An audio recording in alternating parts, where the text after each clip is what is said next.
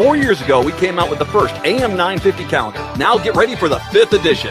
It's the 2025 AM 950 calendar, featuring photos I've taken across Minnesota, plus important dates in both progressive and AM 950 history. All new and current sustaining members who make a recurring donation of $10 will receive an AM 950 2025 calendar as a thank you. If you make a monthly recurring contribution of $25 or more, you'll receive a thank you of both the AM 950 calendar and a signed copy of Tom Hartman's latest book. Make a one-time $30 donation, you'll get a calendar as a thank you, or make a one-time $100 donation, you'll receive both the AM 950 calendar and a signed Tom Hartman book as a thank you. It's really simple to become a member of AM 950. Go to our webpage, am950radio.com. Click on the membership button and sign up. The website has all the details on the different levels, the 2025 calendar, and Tom's book.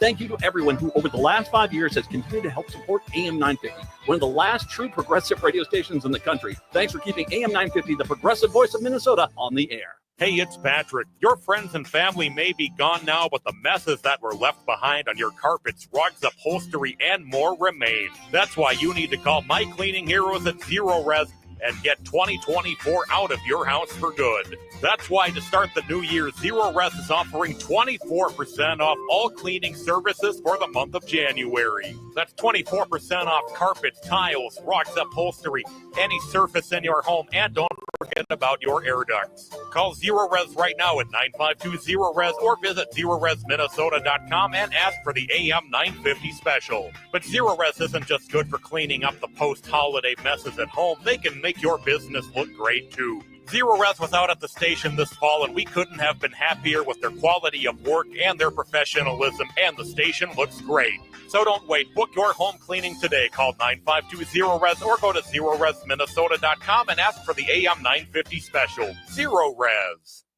Hey, Cudahy to all my friends and relatives in 4 directions. This is Robert Pilot of Native Roots Radio presents I'm Awake. I'm here to ask you for your support. Finding honest Native-centered news is not easy. But with your support, we're able to provide accurate information about Standing Rock, Line 3, treaty violations, and COVID-19 in our Native communities. Please visit Native Roots Radio Network on Patreon and donate if you can.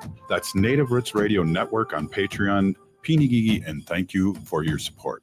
With a look at your AM 950 weather, I'm Patrick Lilia. Slight chance of snow with a low of 19 tonight, then Friday sunshine with a high of 24. The music is still the hottest at Crooner's Supper Club in Fridley. Crooner's is located just north of I-694 off Highway 65 and Moore Lake Drive. View their upcoming music schedules and food menus at croonersloungemn.com.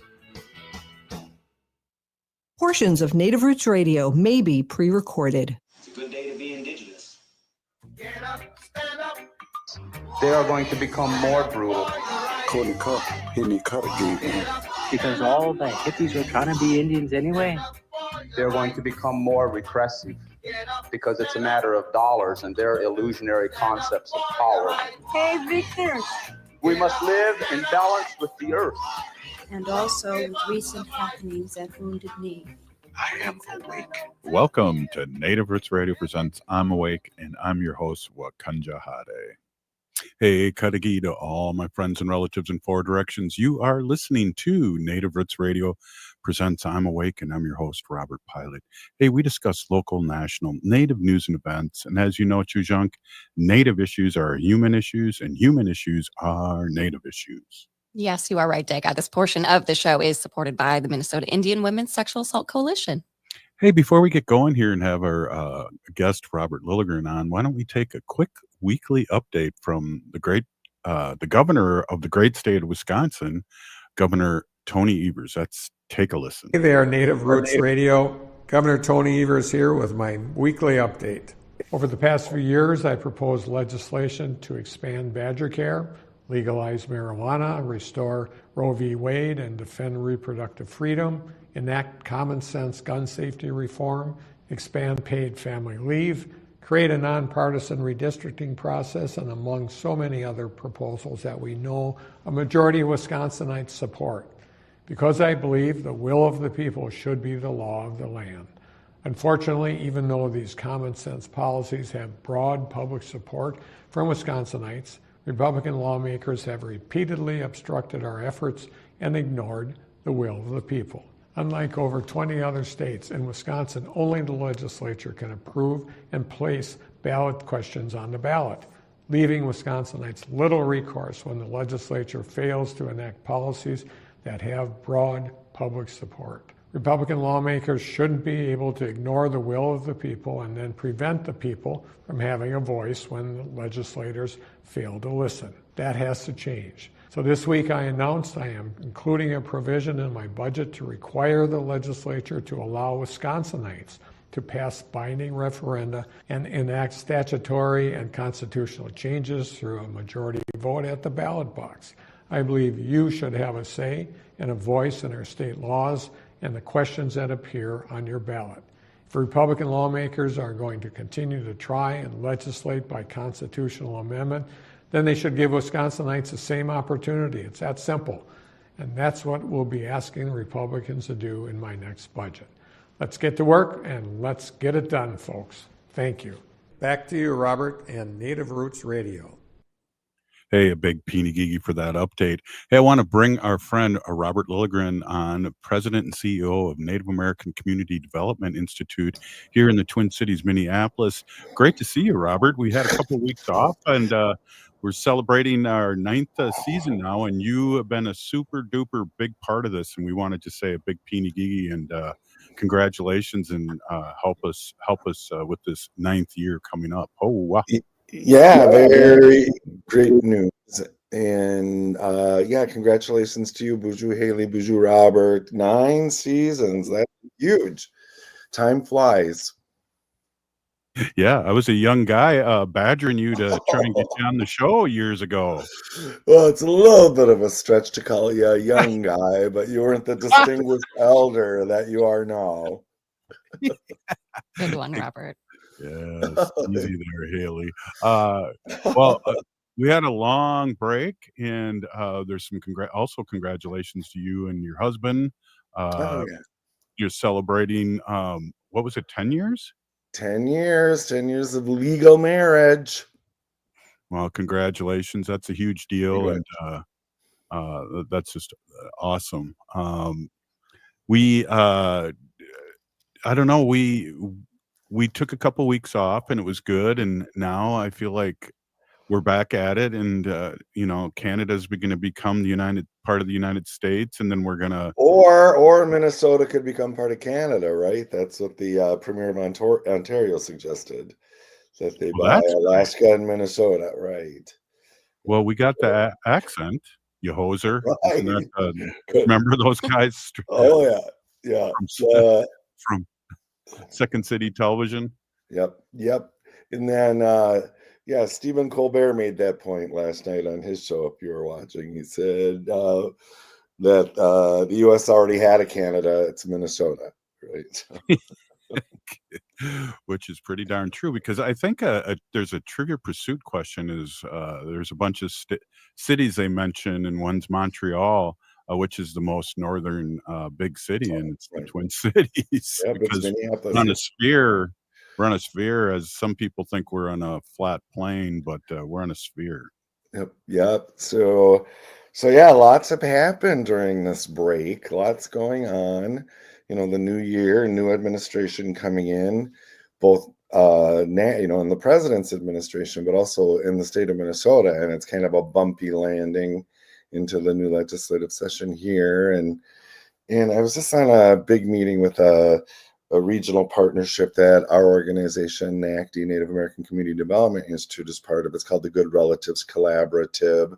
It's a very enlightened effort funded by the Bush Foundation, which is active in this region. And a few years back, Bush became aware of the fact that they weren't really qualified to be granting dollars to Native organizations and tribes, and so they built infrastructure so that it's Native people that are making the decisions on their grant giving in Indian country. And so NACDI is part of this collaborative, and it's just fascinating. But it's the first time we've met this year, and we went on and talked about how we're feeling about 2025 and sort of what's the best thing that's happened to us yet. And mine was, and this has very much surprised me, is the positivity around me, that people are determined to be sort of happy or joyful or enter into this kind of unknown territory. I guess not even unknown, but this return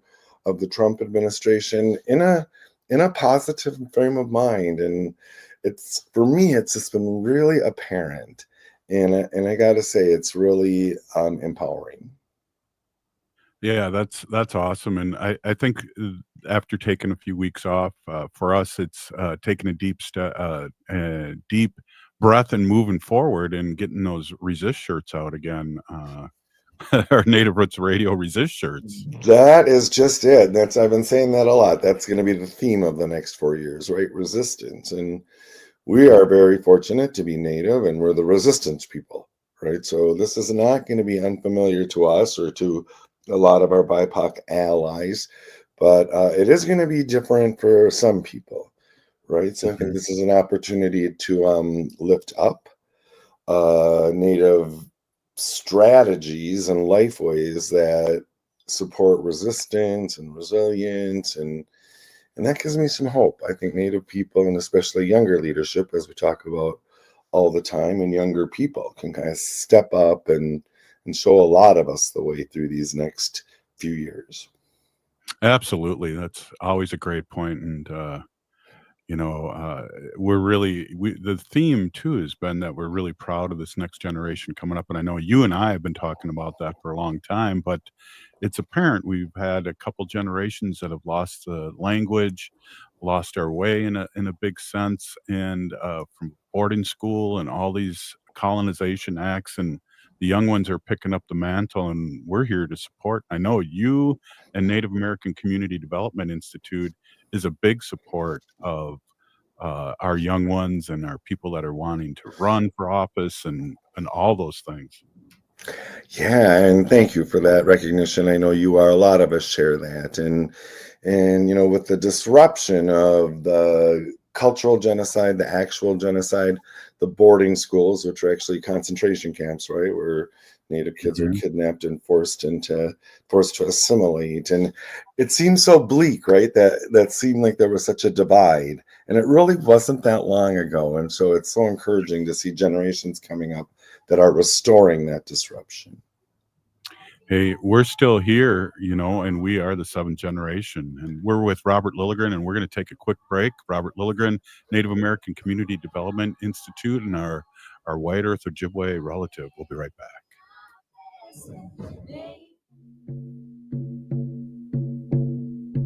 When we heal from our traumas, when we face our fears, let go of our addictions, when we relearn our values, when we live our teachings, respecting our elders, cherishing and honoring our children, when we honor and take care of our spirit, there will be no room left for sexual violence.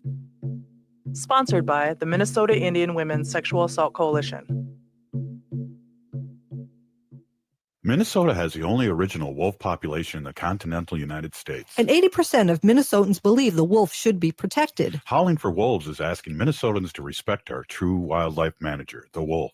Their survival is critical to our ecosystems, our communities, and even our economy. As highly intelligent animals with strong social bonds, Minnesota wolves deserve to be protected and admired. Learn more at howlingforwolves.org. Let's live and let howl. Howl! This is Chad, owner of AM 950 for Snap Construction again. Does your home feel colder than it should with the furnace constantly running? Or do certain rooms always feel colder than the rest of the house? Those are signs the attic in your home may need an insulation upgrade. Snap Construction can help by providing a free energy audit for your home's insulation. The average cost of getting new insulation can cost much less than a new furnace. Plus, Snap Construction is a BPI certified installer. That means if you use Snap for your next insulation project, you qualify for up to $650 in total rebates from your energy provider. After my free inspection, my insulation upgrade was completed within a few weeks and the rebate check was in the mail. Snap to it and reduce your heating bill this winter with Snap Construction. Call 612-333-SNAP. That's 612-333-SNAP for your free energy audit when you mention AM 950. Snap Construction, arguably the most well-reviewed exterior contractor and insulation company in the metro.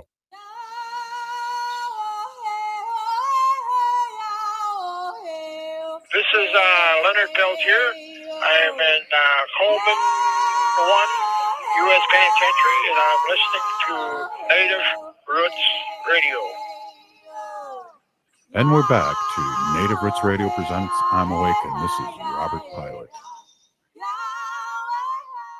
This portion of the show is supported by Native American Community Development Institute, or NACDI, in Minneapolis. Hey, a lot going on, but Robert, I want to give the Navajo Nation a big shout out to. They are there's a crew from Navajo Nation, the Navajo Scouts Fire Attack Crews in California, helping our relatives, and we got to give a big shout out to them and prayers to our friends and relatives in California. Oh yeah, it's such a disaster, and in such a populated area, very high profile, right? A lot of high profile people and high wealth people, and we'll see what happens. And the environmental conditions have just been so devastating. 100-mile-an-hour winds spreading fires faster than anyone can really respond, and so we'll see. And I was thinking earlier today, this is a huge cost, right? I mean, it's a huge cost in property. It's a cost in lives already. I'm sure there'll be more. And so you hear these arguments against efforts to sort of the new Green New Deal. And because it's too expensive to shift to renewable energies. And it's like, compared to what? Compared to the costs, the human costs, the property costs of a fire like this. So you'd hope it would be a wake-up call, but we shall see. Yeah, definitely. And, here in Minnesota, it's snowing today, but we have had a little bit of snow, and it's been super mild. And, that's global warming, I'm sorry to say, but, Right. Climate change.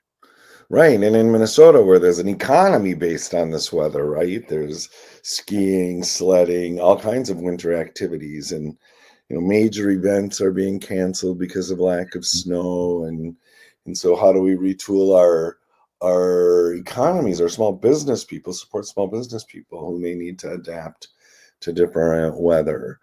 And so, yeah. So, and with the new administration coming in DC, I think that we'll see. I was just reading stories. There's an effort in Oklahoma to bar any kind of alternative fuel sources. There's such an emphasis on petroleum and drilling with the thinking of the Trump administration and his cronies. And just when it feels like we're making a little progress towards diversifying fuel sources and addressing climate change, feels like we go backward. Yeah. Well, and as you said earlier, we're resisting, and we resisted in the first round of this, and I believe we're used to it. We're going to be ready, and thank goodness we live in Minnesota too, and have a great attorney general. He's beefing up laws and things like that to keep our safety and our way of life in a good way. Agree. We're very fortunate to be here, to have the kind of progressive governance we have. The legislature is getting a little funky right now, so we'll see how that plays out. But our governor, our Ojibwe lieutenant governor, and others, and I'm guessing, well, I'm not guessing because they're already kind of seeing it, but we'll see some population migration from some of these desperately conservative states of people who just want their freedoms, right? And so we are, population ebb and flow is a huge deal, and there's been such a migration towards the Sunshine States. But now, when the Sunshine States are burning or don't have any water or are flooding completely, they're not quite as appealing, And right. So we'll see what happens. But I think interesting things are going to happen to the populations of states like Minnesota, Wisconsin, in the next few years. Well, I know there was a pretty big influx of people that moved to Duluth from all over the country, especially when Roe was overturned, Mm-hmm. and our transgender relatives. A lot of people moved to Duluth in the Twin Cities, and that's a kind of a known fact, and that's really interesting. Yep, I think we'll see more of that kind of population movement, and then there are other things here, right? We have water. Right? And there's issues of surface water. There's protecting the water. there was a great win for the Native community this week here in the state of Minnesota. But there's things here that we might not have thought of as being such assets, but that are all of a sudden looking a lot more attractive. Yeah, definitely. And I know in years past we've talked about people like Nestle coming up and bringing their trucks up and sucking water out of the river and out of Lake Superior. And so you're absolutely right. The next battle is going to be water. Oh yeah, oh yeah. Back in my days on the Minneapolis City Council, the I think it was called the Great Lakes Compact was being finalized, and so it's 2 countries, of course, U.S. and Canada, and then multiple states across the Great Lakes, and it was kind of carving up who controls what within that, and I thought, oh, that's really fascinating, and you can see how even back then you could see how it was going to be one of the debates of the future. And so I kind of learned a little about water policy and the water practices. And of course, a lot of it's from the Southwest. That kind of was the trailblazer because water's scarce and a lot of demand and huge population growth and agriculture. But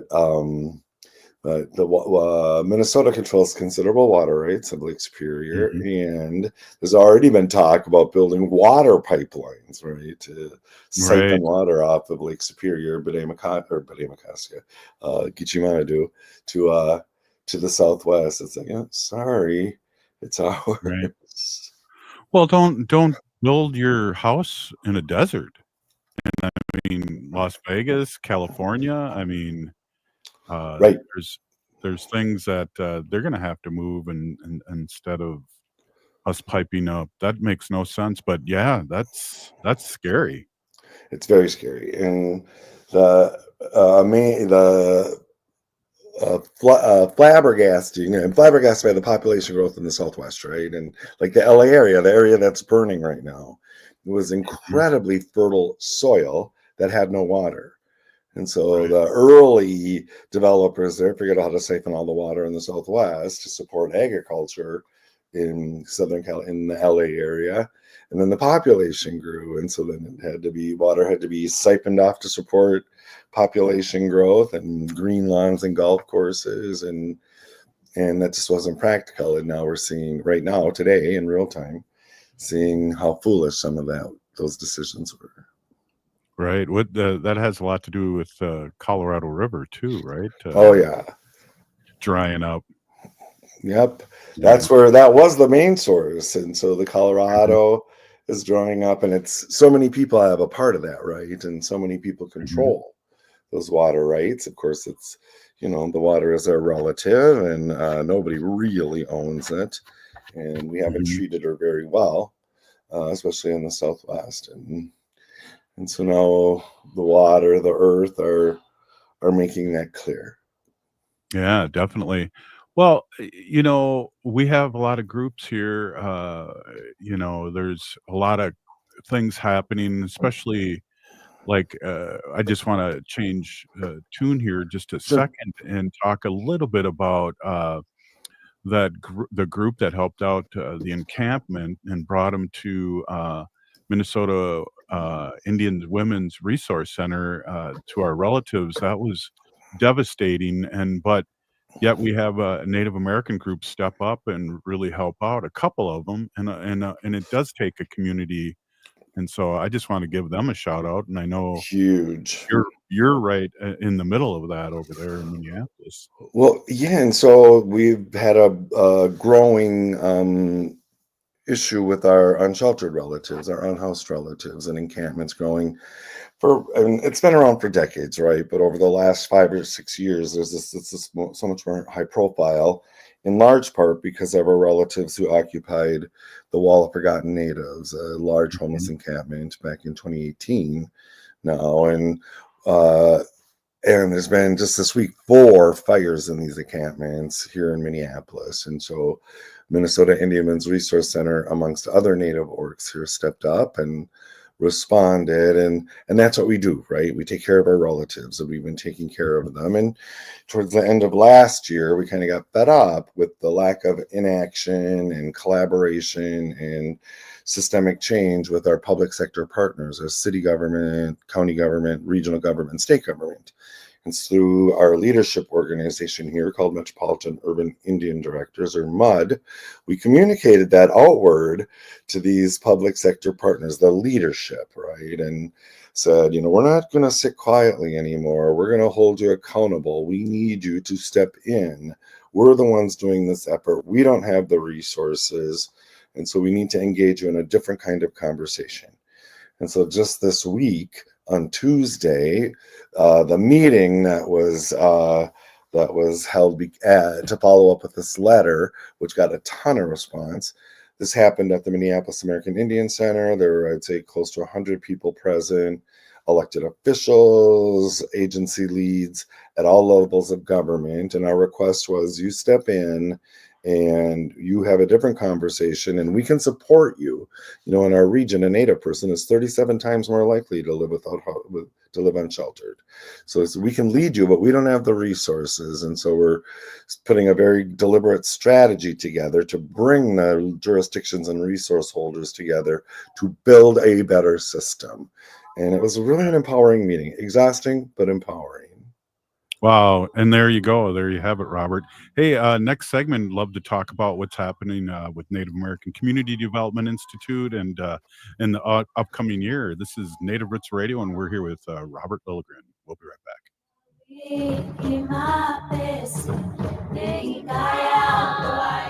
Step into the world of movement and Native culture at Nimiwin, now showing at All My Relations Arts. Nimiwin is translated as Everyone Dance. This moving multimedia exhibition, curated by Josie Hoffman, delves into the connection between movement and identity, drawing inspiration from dance and powwow traditions. It showcases the work of Indigenous artists from Minnesota, emphasizing the fluidity of movement in our bodies, land, and community. Witness Nimiwin and its powerful expression on Indigenous art, on display now through January 18th at All My Relations Arts in Minneapolis.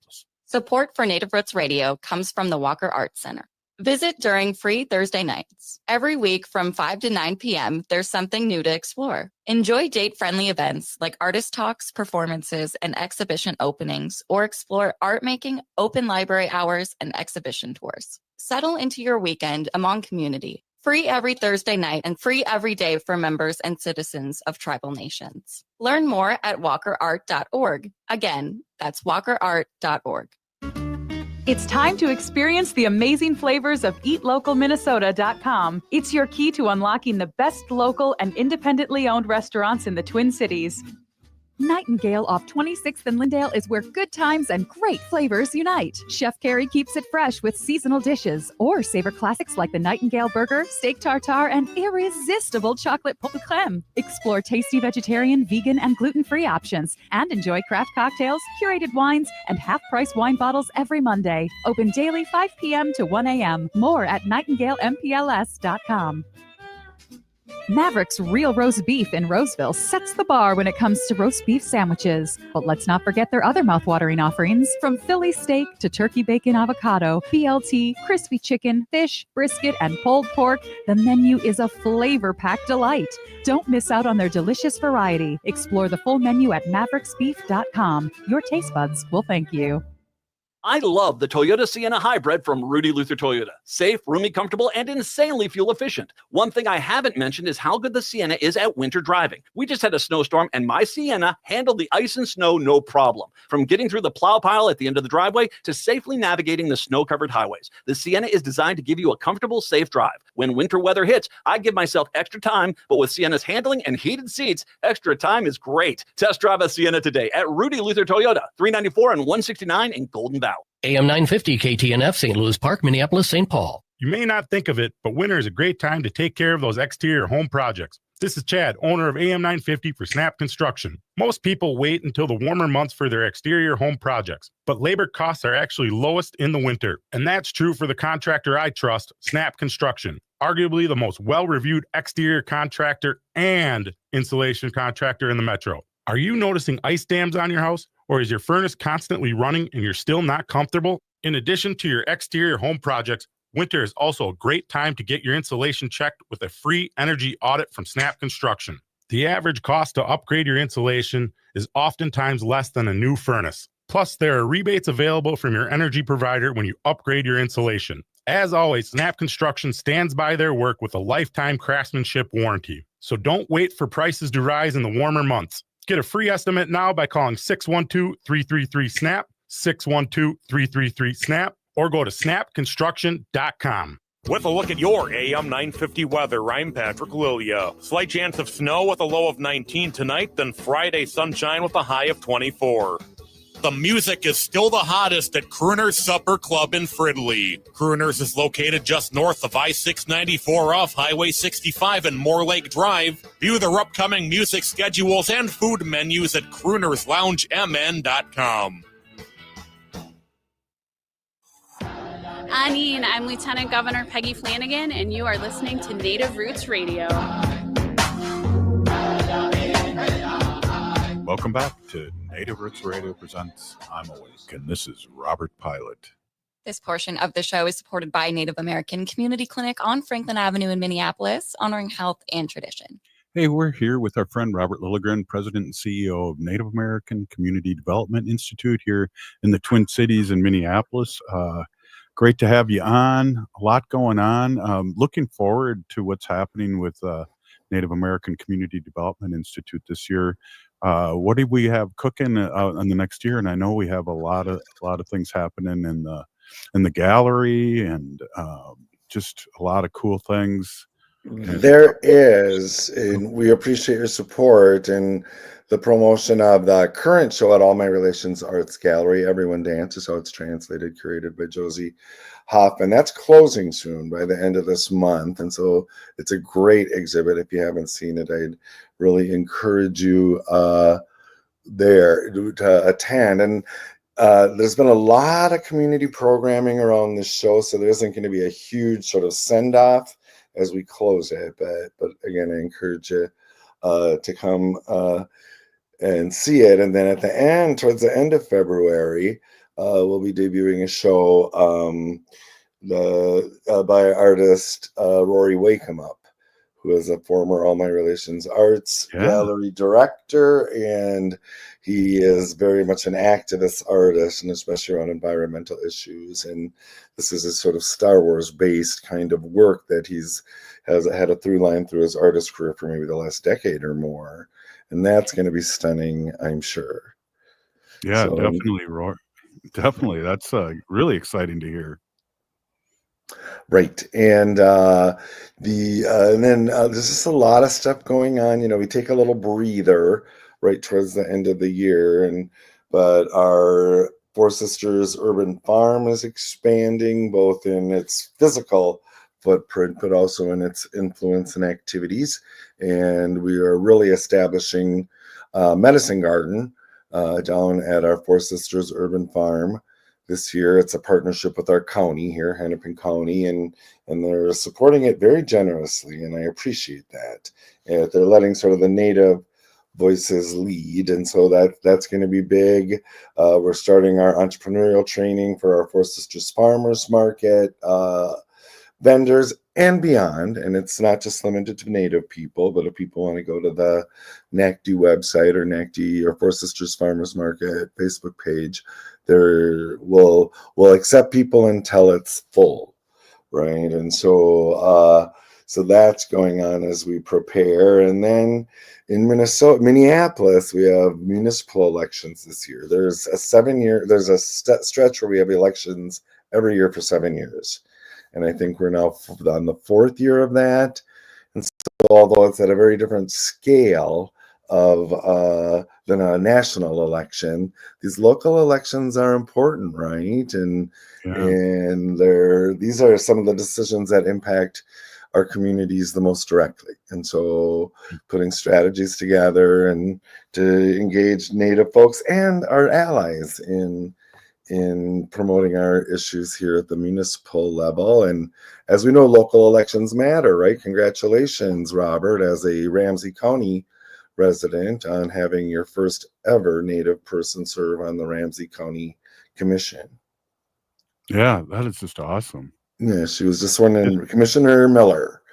No, so, Yes. Yeah, Kelly Miller. Kelly's good people, and it was great. And congratulations. That's huge. yeah, and that kind of access. I was actually in communication with one of my Metropolitan Council colleagues. I serve on our regional government, the Metropolitan Council now, and she was asking why there's so much sort of going on with Native communities in Minneapolis and Hennepin County and through the Metropolitan Urban Indian directors, and we're not seeing that in other communities. And some of that has to do with the access that we've had, right?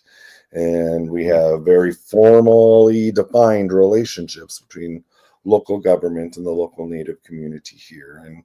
And I'm very excited to see what Commissioner Kelly Miller in Ramsey County can do to promote sort of that kind of relationship building between Ramsey County government and our Ramsey County Native relatives. Yeah, really exciting. And now, what are you going to be up to? I know we jokingly talk about this, but we're getting up in that age, and we need to find our people to take over for us. And I know you're in 16, 17 groups that are representing Native Americans, and a big deal. It's really a big deal. And I know I'm involved with the Met Council, and I know you are really involved with the Met Council, and these are really good things that we normally aren't involved in. Right. And so thanks for that. Thanks for your service. And I intend to put some energy toward trying to build out this new, whatever it'll be, collaborative unit of multi-jurisdictional government to support our unsheltered relatives and our relatives who are living in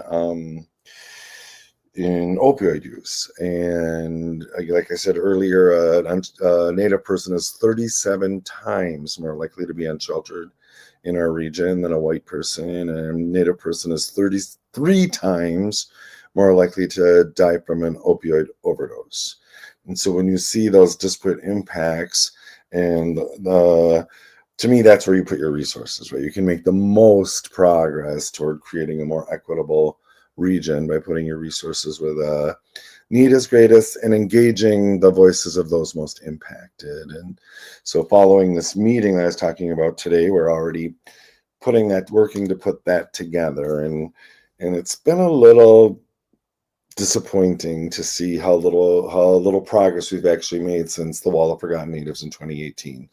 And I give credit where credit's due. The city's trying to do its work. The counties are trying to do their work. The region and the state, and they're improving how they do things internally, but there just isn't the cross-jurisdictional collaboration that we need, and we need to step in. And my big point at this large multi-jurisdictional meeting on Tuesday was it's a leadership thing at this point. Leadership needs to step in and prioritize Native people, and as we said at this meeting, we just don't feel like we're important to anyone. And we're nobody's priority. And I think I might have got a little hot-headed and said something like, this is the continuation of genocide. This is what genocidal strategies look like in the 21st century, right? Our people are dying at frightening numbers because they're living without shelter, and they're living without support through opioid use. And so we need to do things differently. And at this point, so few leadership in the non-Native world are willing to step into that conversation because it's going to cost us something to do it. And I make the argument that if we just better collaborated, combined, and leveraged the resources we're spending to respond to all this, and whether it's putting out fires and encampments or dealing with the issues of opioid addiction or others, if we just better collaborated and leverage those resources, we'd actually be making measurable progress that we could see. But since each area is working independently, we're just burning resources off. It's kind of like talking about the investing in addressing climate change. Yes, it's expensive, but the cost is great. If you don't do it, it's kind of the same here. Yes, it's expensive, but the cost is great. And really some incredible direction comes from the Native community. We've been engaging in very formal way in creating strategies for short-term, midterm, long-term solutions. And I think the whole system would benefit from listening to us. Yeah, definitely. And Haley, you were talking about an article that came up, and I don't know if you wanted to mention that real quick, because that is really what Robert's talking about. Yeah, this was really disappointing to see. Indigenous.tv is great about putting stuff out like this on Instagram. We were talking about the wildfires in California, and Fox News reporter Jesse Waters is blaming Indians, quote, for the spread of wildfires. And I'm assuming this, I've heard a lot about activists and Native communities out there breaking down the dams and freeing the rivers again on tribal lands and ancestral territory. And he pretty much is blaming the Indians, quote, for the lack of water resources needed to put out the wildfires. Right, that indigenous food sources were prioritized. I've heard a couple different versions of this story as well, that it was the reservoirs were drained to allow for indigenous fishing and things like that, and that's not a fact, right? The reservoirs weren't drained for any reason. They were drained because firefighters were using so much water to combat the fires, and then people lower ground were taking water, and so people upper ground weren't getting it. It's really the failure of the system. But I agree with you, Haley. I saw that as well. That Jesse Waters stuff, and I just thought it was so disappointing. But we're easy targets, right? Blame the Indians. Well, and that's what's really great about having guests like you that come on and speak the truth and knowledge, and let our allies out there and our relatives out there really know what's going on. And that's really, it's kind of a pause here about how important the things that you say on Native Roots Radio gets out there, and it's really been a great 8 years and going on 9 years now. And talking, if it was up to me and I was babbling by myself, this would not be going on for 9 years. Appreciate Rob. Yeah, I've been at a couple events just this week where people have said, "Oh, you're Robert Lilligren. As soon as I heard your voice, I recognized it from Native Roots Radio." I bet I had 4 events where I was at where people recognized me from here, and that they actually listened. So sometimes it's hard to tell if we're attracting any listeners or not, but people are listening, and I appreciate that. And I appreciate you guys, and Robert and Haley, what you've done. This is no small task to be able to bring something like this together. And you really do a huge service for the community. You're everywhere in the community. You're really lifting up a lot of good work, and I give you a lot of credit for that.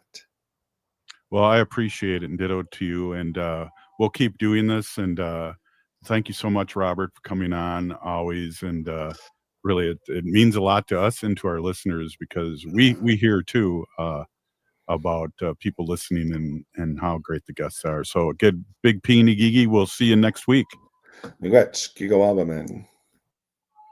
is Native Roots Radio, and we'll be right back.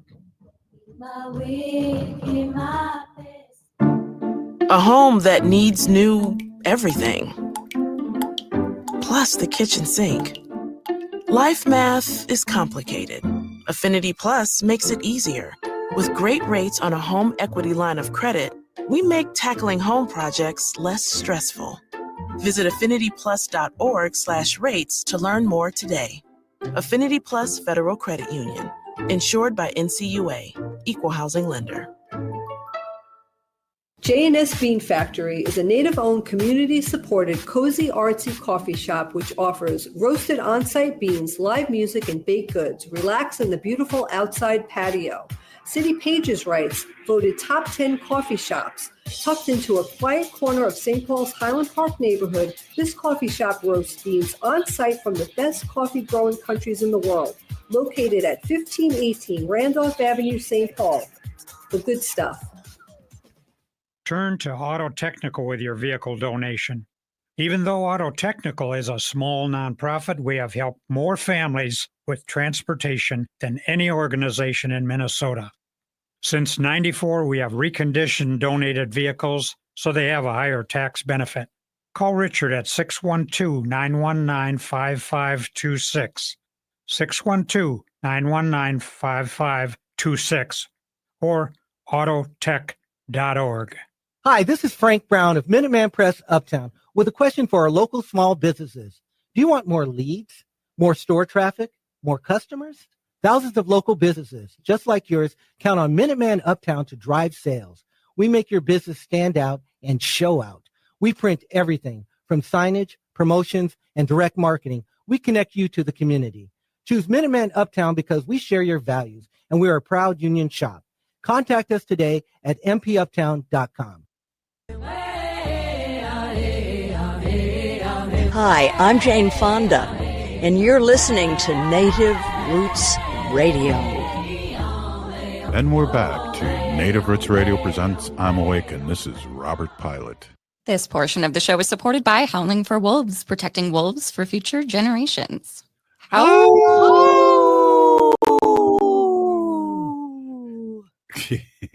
Good howl there, Wendy. Hey, I want to introduce my awesome and beautiful wife, Wendy. Wendy's been an animal advocate for many, many years since she was a wee little baby. And she is a founder of Native Roots Radio. And also, I just want to wish you a happy 9th season. Yeah, thank you. Hey, everybody. My name is Hanaji Hihani. That means cares for them. And I was given that name by my Dega Curtis. Curtis goes by Mashke Hanajingo, which means walks on white clouds. I'm a humane policy volunteer leader for the Humane Society of the United States, and I work on animal issues at the local and state level. And so it was my pleasure to do that. You know, I've been watching on social media really horrific videos of the wildfires in Los Angeles right now in California. I want to give a shout out to the animal shelters out there. There's a couple of them who were able to take in animals and help people who had to flee, and for whatever reason they couldn't take their pet. So they're like, you know, hanging on to their pets. One in Palisades took over 100 animals.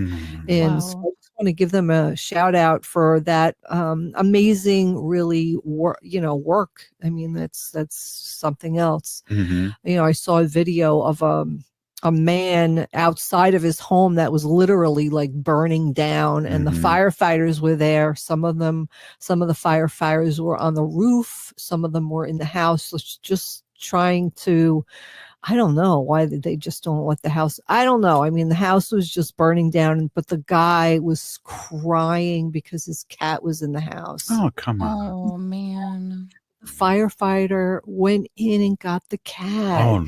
And there's video of the firefighter handing the cat to the guy, and the guy is just sobbing, you know, just so happy, like literally fell to his knees and was sobbing that he had his cat with him, and the cat was okay. Oh, geez. But you know, the fire and the flames, and you could just see the wind and all the ash and embers just flying around, and it's just unbelievable. Like, my heart goes out to these people. And there was another video too of these two people, a man and woman, and they were walking down the road with their horses. Did you see that? Yeah. And the wind was blowing, and the so embers cloudy. And I'd like to know what time of day that was. It looked like night. It was so and bad. They were with their horses and just, you know, taking care of their animals and making sure. I mean, horses, you have to either have you know, one of those big trailers for. I mean, these are animals that are like 1,000 pounds. Like, what do you do with? It's not like our little Wanda. We just scoop her up in our arms and take her with you. You know, these are animals that are thousands of pounds. And Miley Cyrus, when she was living in California a few years ago before the pandemic, and she lost all of her horses in a wildfire. Wow. How heartbreaking. Could you imagine just feeling so hopeless and helpless? Yeah. You can't help those animals. It's just, it's really horrific. So I just want to give everyone, shout out. And if you can, take your animals with you. Don't, leave them behind. And, of course, there's footage of, deer running and, wildlife running. A lot of the stuff that I read, said the animals will just flee and run. Of course, some of them will get hurt and perish. But then what happens is they run from the wildfires and they run into areas where it's populated and people are, so then they run into problems with that, so exactly. it's just, yeah. It's climate change. I mean, those 100-mile-an-hour winds. What the heck? Santa Ana winds. Yeah, that's just fueling the fire and just literally fueling this fire that's just burning. And tomorrow, they say today and tomorrow, the winds are supposed to pick up and it's even supposed to get worse. So you'll have to watch more tonight about it. But yeah, just hope all these animals and the people, it's just, it's just horrible. Well, we've come to the year's end. 2024 is gone. It's our 8th over. season, and now we're in our 9th season. Wow, that's amazing. I was a young man when we started this. Yeah. That's amazing. I can't believe it's been that long. It's good. You're pretty popular, you guys. Oh, Wendy, you were one of the founders. Yeah, wow. Remember that? Uncle Curtis. Uncle Curtis. David Curtis, who named me Hanaji Hihani. He would do a prayer before every show. Yeah. He would smudge. And then he had a segment too. Yeah. Those are the good old days, Those are good old days. We used to go to Eden Prairie into the studio. The basement. Yeah. Yeah, pre-pandemic. Pre-pandemic, yeah. It's amazing how life has changed since the pandemic. But every year I talk about, of course, the Humane Society of the United States, and every Humane Society Legislative Fund, which is Humane Society of the United States, they come out what is called the Humane Scorecard. Yeah, that's always handy. Yeah, if people want to go on, it's the 2024 Humane Scorecard, and you could go on and see how your representatives and legislators voted on animal issues. Yeah, I took a quick peek.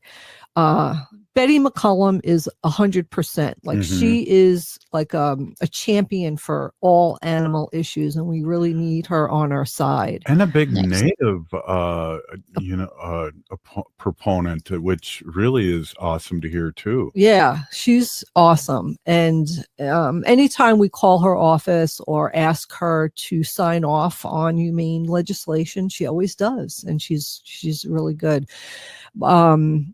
You could see when you open up the scorecard, you could look at your state and see who voted for the animals and who voted against the animals. And it's really something else to just watch and look at, because you could see the people who didn't vote for any animal legislation are mostly all Republicans. And it's really sad. Yeah. Except there's one guy in Pennsylvania who's a really good champion for animals, who is a Republican. All the rest are just, terrible. I hate to even ask this, because I'm going to say this to everybody. I've been like I was always a news snob. Like I was always up on the news, watching the news, reading the paper. I would open up the New York Times, the Washington Post every morning, see what was going on, knew what was going on in our Minnesota House and legislator. And I've been, since the election, I've been like hiding under a rock, really. Been trying, not knowing anything. So I know like our government in Minnesota is might lose our trifecta, right? So we already have. We've lost it. And then we had we're a tie in the Senate now because of the passing of one of the senators. Yeah. And then it's up in the air because there was a Democrat that didn't live in the district. That's they have to redo that election, and it's a matter of when. But right now, it's not even, because it was even, and they were going to share all the chairperson's roles, but now the Republicans don't want to do that because this person, now they have the advantage. Yeah. So right now it's tied. You have the governor who can, veto bad bills, and then the legislative part is up in the air, really, as of right now. Every year we go for Humane Lobby Day, and even before Humane Lobby Day, and we go and we talk to our people. I think Minnesota wolves are going to be in trouble this year. Oh, yeah, just because of the way the government is right now, and how the seats and the voting's going to go. So there probably will be a wolf hunt in Minnesota, which is really sad to say. So we really need to step up and talk to our people who represent us and tell them that we don't want that to happen. So we'll talk about that again. Yeah, definitely. Tomorrow. Hey, Big Peeny Geek. Show. Yeah, Big Peeny Geek. Hey, this is Native Roots Radio. We're still here. We are the 7th generation. And free Leonard Peltier now.